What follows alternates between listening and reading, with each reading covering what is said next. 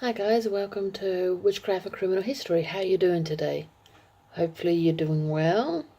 This is part 2 on Jack the Ripper.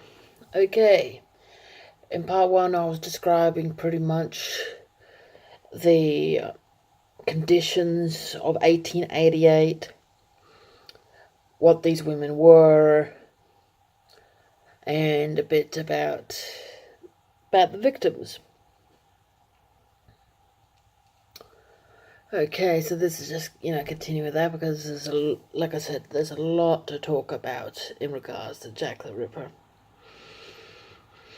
There are many, and I mean absolutely many. There's stacks upon stacks upon stacks of books on this subject, and also the stacks upon stacks of suspects.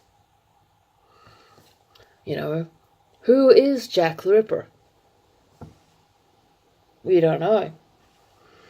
And the truth is, we probably will never ever know. Heck, they found a shawl, well, they supposedly found a shawl from one of Jack the Ripper's victims. But according to the history books, she never had a shawl, so how the shawl came about. And supposedly, the descendants of Ted Kinglinski, I think that's how you pronounce his last name, was found on that shawl. Ted Kinglinski was one of the main suspects for Jack the Ripper. And after the murder of Mary Kelly, he was sent to an insane asylum. I'm not quite sure what one it was. For some reason, Broadmoor came into my mind, but Broadmoor wasn't the only insane asylum back in those days. There were many. But, as I said, there were many. There were stacks upon stacks. Even someone said that Prince Albert, the Prince Albert, the Prince of England, was Jack the Ripper. A person from royalty. And there are films with that particular theory.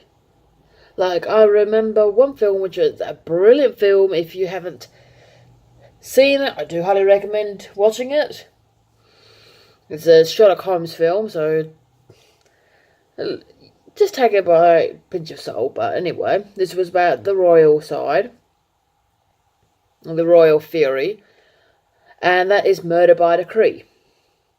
That's got Christopher Plummer in it, and I think it also has Kiefer Sutherland in it as well. Either Kiefer Sutherland or Donald Sutherland. And it's a brilliant, brilliant film.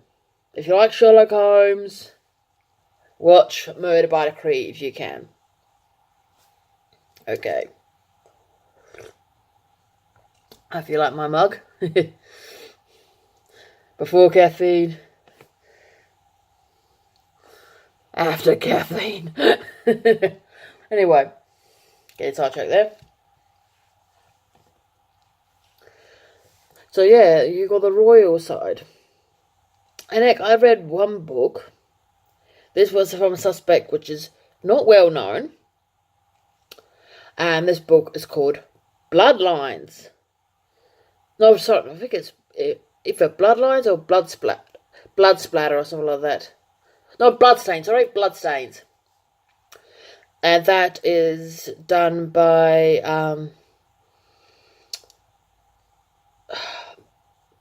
Jeff Mudgett, which was the connection. It was a study about a study of the diary of another famous serial killer. When I mentioned the word Mudgett, did that ring a bell to you guys? Especially if you're into criminal history. If it does, well, that's good, because Mudgett is very important. Mudgett, this Geoffrey Mudgett, he was the great-grandson of Herman Webster Mudgett. You guys might be thinking, who the hell is Herman Webster Mudgett? I've never really heard of him. Herman Webster Mudgett changed his name after he decided to walk off from his wife and son. After medical school, he changed his name to H. Holmes, Henry Howard Holmes. There is suspicions that Henry Howard Holmes was Jack the Ripper. As I said with one of my early videos with definitions of serial killers, I sincerely doubt that H. Holmes is Jack the Ripper, mainly because they're two different types. Yes, we know for a fact that in 1888 Holmes was in Chicago. Heck, Holmes wasn't even in the United States of America. Holmes was in London in 1888, because during 1888 he was gathering up his funds for his murder castle, and he was over in London trying to sell off skeletons and cadavers to medical schools over in the UK, over in London. We know that for a fact. That is fact. So yes, Holmes was in the same stomping grounds as Jack the Ripper at the exact same time. Yes, very convincing. But like I said, they're chalk and cheese. Did Holmes kill in London? If you ever ask me, I would say yes. Serial killers never stop. They never ever stop. So yes, Holmes would have killed. But no, you would never ever found his victims. And because of that, he's not Jack the Ripper. Especially that one of his victims was found in somebody's backyard. And this was a fenced backyard. It was a courtyard. And he would have had to physically go through a house just to get there. And then leave the house. And also was pretty much done in broad daylight. Not Holmes. That is not Holmes. If you think it's H. Holmes or Herman Webster Mudgett, no, that wouldn't be Holmes. It's too much of a risk, for starters. Second, he wouldn't be attracted by these girls. He wouldn't.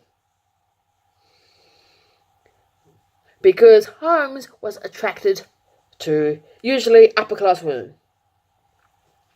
Middle-class to upper-class women. So going after the dregs of London, not Holmes.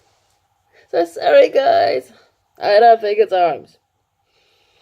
Like another suspects, this is pretty much got to do with the suspects, and like I said, this is going to be a huge video, so that I'm going to be talking tons and tons about this.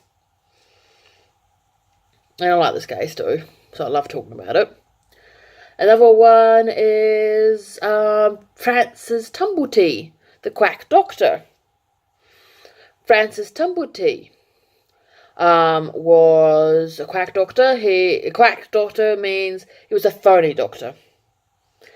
He pretty much would sell things and say, oh, this will cure you from smallpox.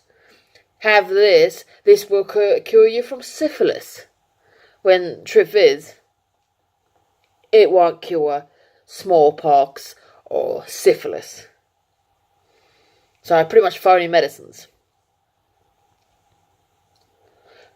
And there's a lot of suggestions that he was Jack the Ripper, because he was in London at that time, and when he got spoken to by the police, that right after the murder of Mary Kelly, he got onto a boat and fled to the US. And he was apparently, when he was in the UK, he was looking for female organs, usually the uterus in them. And most of the victims were missing uterus. Do I personally think it's Francis Tumblety? No. Once again, I'll explain why I don't think it's Francis Tumblety. Why? Francis Tumblety would stick out like a sore thumb. Every Tom, Dick and Harry would have seen him murdering someone. Everyone. Because Francis Tumblety was 6 feet tall. Back in 1888, he was considered a giant. He was a giant, and he had a big moustache. He stood out in the crowd. He stood out. It's pretty much, if you have a white background and you've got somebody in a bright red dress, that person's going to stick out. He's the person in the big red dress. He would have stuck out. He would have stuck out like a sore thumb. And serial killers, you don't know them. Because they're your next door neighbour. It's somebody you've seen every single day. This person's probably friendly to you. Very kind, very caring. Even though you might think, this is a serial killer we're talking about. Why are you so caring? That's the persona that have many masks. And he would have looked normal. He would look perfectly normal, and he wouldn't draw attention to himself. He wouldn't look out of the ordinary. So being 6 feet tall with a giant mustache, if he was killing people, he would have been spotted. Alright, this is part 2. We're going to go on to part 3. So if you enjoyed these videos, please like and subscribe. Have a great day, and blessed be.